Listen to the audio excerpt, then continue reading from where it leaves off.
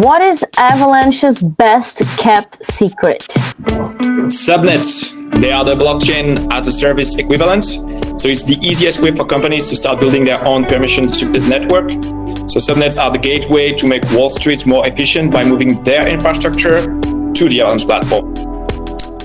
For me, it's the Avalanche community, and I think that's one of the best kept secrets out there. From building Kaya with Colony, we've been exposed to the community of developers, investors, researchers, the other projects that are there. I think that's what really sets Avalanche apart, aside from the technological capabilities.